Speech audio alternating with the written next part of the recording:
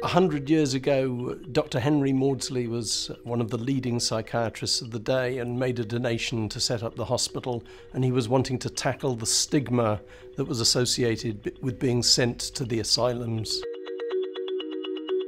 300 years ago, these two statues of raving madness and melancholy madness summed up most people's view of mental illness.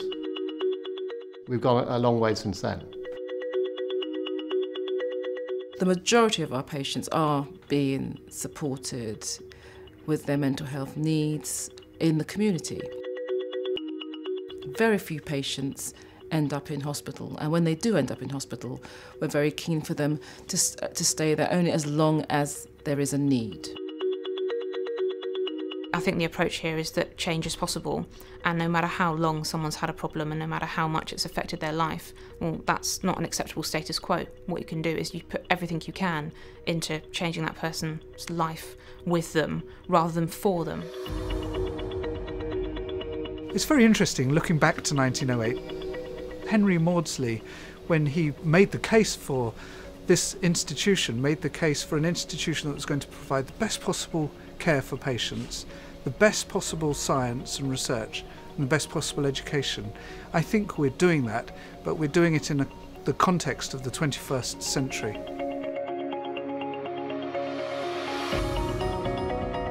There's been a real revolution in mental health care with the closure of the Victorian asylums and the establishment of community-based services, and of course that's what Henry Maudsley founded this hospital in order to achieve. He thought it would be a good idea to have services that were intended to get people better and to look after them and keep them well, rather than simply to remove them from society. 100 years ago, the exciting new science was around microbiology and understanding single causes and looking at what was going on in the brain for the first time. Now, the exciting bits of science are around what's called genomics, understanding the whole of the genome, the power of DNA-based biology, and also neuroimaging, understanding what's going on in the brain in a living patient rather than in Maudsley's time after patients had died. What we can do now is bring the power of this modern biology, modern neuroimaging, modern psychotherapy to patient benefit. At one end of the spectrum, we'll be using the MR scanner on a day-by-day basis for diagnosis. So we'll get a patient in, we're concerned that they may have Alzheimer's, and we use it for diagnosis. At the other end of the spectrum, we're developing new techniques, starting to look at how they might be applied, sometimes for the very first time in the world. The most special feature about the Maudsley is the fact that you bring scientists and clinicians together. I think here we do a very good job of taking some of the sort of cutting edge research and using it at the coalface. It means that we really get a chance to see life-changing things happening to people and to be part of that. The application of bench to bedside is very important for the patients and the service users that we actually work with. They actually benefit enormously from leading edge clinicians' research to their lives in the community. One of the things that helps research be translated from bench to bedside quickly here is the fact that researchers and clinicians work together. In fact, researchers sometimes are clinicians. It means we can do things faster, it means we can do things more effectively, it means we can get to those cures, those diagnostic tests in a way that is really quite unique. There are very few places in the world where you go right the way through from understanding patients, the bedside, through to the bench and back to patients again. We do the whole thing. So in this bench to bedside translation, one of the things that we use more and more often are fruit flies. Frank, what have you got here? So these are fruit flies that model Alzheimer's disease, and we are using them to identify compounds that protect against disease formation. And the really fantastic thing about these studies is that we can do them so quickly. So Frank can make these models in a matter of months because the fruit flies come and go so quickly. It also means we can very precisely alter the genes that we're interested in individual neurons, individual brain cells in the fly. We can understand what these genes are doing in a way that we've never been able to do before.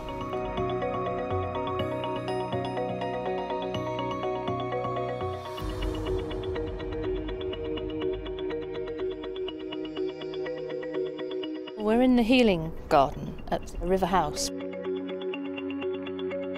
It's a unit for medium secure patients. Only been open 2 weeks and it's a fantastic provision. For all of us, the kind of environment that we are in helps us to feel better. So if the place that we are in is comfortable, we have our basic needs met, which is an important factor for anyone who's got mental health problems. We need to raise the standards of inpatient care.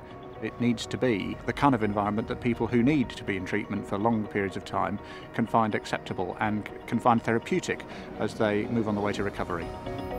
It represents everything really about being ambitious, being bold, client care, patient-centred, good clinical practice in here, and a link with the research from the Institute of Psychiatry. One of the real benefits we have at the Institute of Psychiatry is being next to the Maudsley Hospital and being part of the whole South London and Maudsley Trust. And of course that gives us the real opportunity to do clinically rooted research and to have access to patients and for patients to actually benefit from the sort of things that we're doing. Many of the people who are doing the research are people like me who are both clinicians and scientists. The relationship with the Maudsley means that if we discover something that we can implement, we can do it straight away. We're increasingly collecting samples that number in the thousands or even tens of thousands, and the necessity to generate data quickly means that we have to invest in pieces of equipment like this. This is our robot, which we use to transfer samples between plates. Using equipment like this and the very large sample collections that we have accumulated allows us to generate results very quickly that are of clinical relevance. One of the studies we're interested in at the moment is not just finding out the genetic basis of depression, but finding out the genetic basis of response to treatment, and we're getting somewhere with that. So I see some way down the line really exciting developments in the area that's called pharmacogenetics, that's to say using genetics to predict who will respond to treatment, and not just drug treatments, response to psychological therapies as well. The psychological therapies developments are very much within the Maudsley tradition, where you use sound experimental investigations to focus on what is the core in a particular disorder and then use that information to develop the most efficient treatments. The big advantage is that the effects are relatively enduring.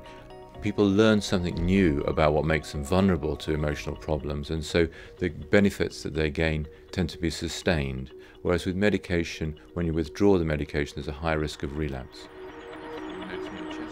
The key thing for talking therapies is to make them as accessible as possible, and that means making them available near people's homes and at hours when they can come in. So a big emphasis at the moment is to provide therapies in the evenings, at weekends, and near people's homes. I think the biggest advance over the last 2 decades is that the brain has come to be right in the center of psychiatry.